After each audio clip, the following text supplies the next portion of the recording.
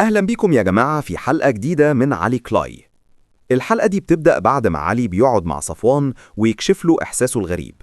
هو شاكك إن موت روح مش طبيعي، ومفيش شك إنها كانت نتيجة فعل فاعل. صفوان في الأول بيتحير، وبعد شوية بيقرر يقول لعلي الحقيقة كاملة.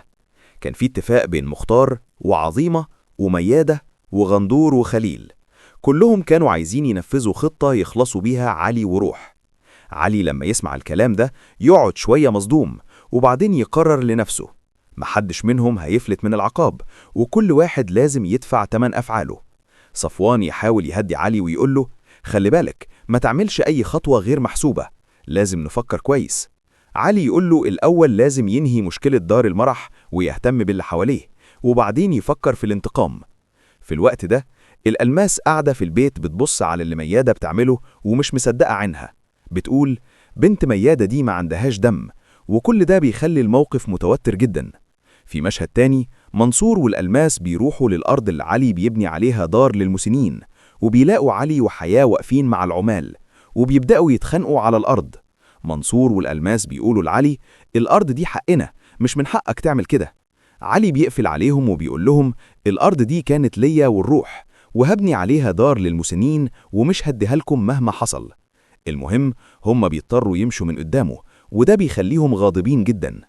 وبعدين الألماس بتبدأ تخطط مع منصور، عايزين يتخلصوا من علي كلاي ويرجعوا الأرض ليهم. بس علي ما بيستسلمش، ويبدأ يواجه كل اللي بيحاول يضايقه بكل قوته. ودي كانت بداية الأحداث اللي هتشوفوها الحلقة دي. نيجي دلوقتي لمشهد ميادة وروح وسيف. ميادة بتروح عند روح ومشاعرها كلها غليانة، وبتقوله بصراحة ابنك مات يا روح. وده بيخلي روح تنهار وتمشي بين الدموع والوجع. لكن الحقيقة إن روح لسه عايشة، وسيف بيكون وراها ويراقب كل حاجة من بعيد. أول ما يشوف روح لسه عايشة بيتصدم تماما. ميادة بتحاول تهدي الموقف وبتقوله إن ابنها مش موجود معاها دلوقتي، وده بيخلي الأحداث مشحونة بالتوتر. في نفس الوقت علي بيعرف كل التفاصيل دي وبيبقى متضايق جدا، لكن قراره صارم. هو لازم ياخد روح وابنه بعيد عن الخطر ويخطط للانتقام من كل اللي ظلموه. حياة اللي لسه واقفة جنبه بتستمر في مساعدته بكل طريقة، وبتحاول تقنعه بالهدوء شوية، بس علي كله نار ومش مستحمل أي تأخير.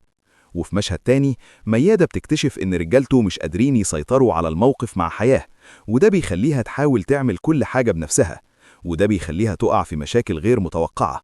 حياة بتفكر وتقرر تاخد خطوات ذكية تساعد علي يسترجع كل اللي ضاع منه، وبتحاول تحمي روح وابنه بنفسها، وده بيخلي التوتر يوصل لأقصى درجة.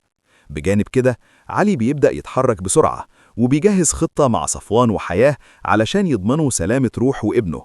كل خطوة محسوبة، وكل قرار لازم يكون على قدر المسؤولية، واللي هيحصل في المشاهد الجاية هيفاجئ الجميع.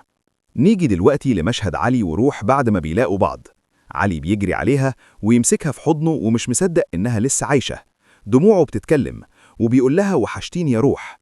وروح بترد عليه وانت كمان يا علي. بتحكي له كل اللي حصل وبتفضفض له عن ميادة اللي خطفتها وخدت ابنهم. علي بيتألم جدا، لكنه بيقرر على طول هو لازم يخلي ميادة واللي ساعدها يندموا على اللي عملوه. وفي نفس الوقت حياة بتحاول تدبر خطة تساعد علي وروح، وبتفكر كل خطوة بحذر شديد. هي عارفة إن أي حركة غلط ممكن تخرب كل حاجة، وبتشتغل مع علي عشان يرجعوا الابن ويأمنوا روح.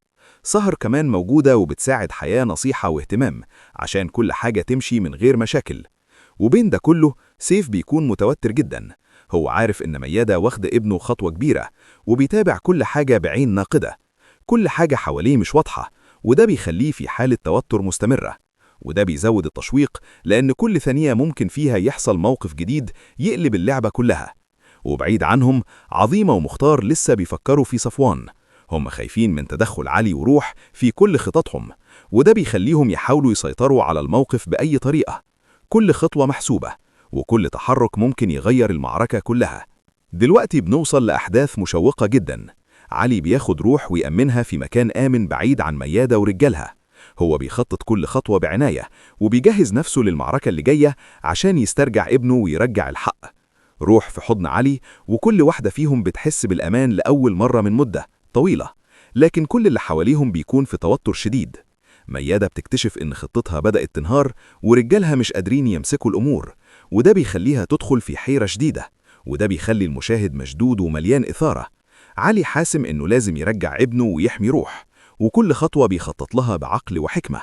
وفي الوقت ده سيف بيكون واقف جنبهم وبيراقب الموقف كله، مستغرب من اللي بيحصل ومش مصدق قد إيه الأحداث اتشبكت. كل شخص في الحلقة ليه دور، وكل حركة ممكن تغير مجرى الأحداث بالكامل. وفي النهاية الحلقة بتخلص على لمحة أمل، علي وروح متجمعين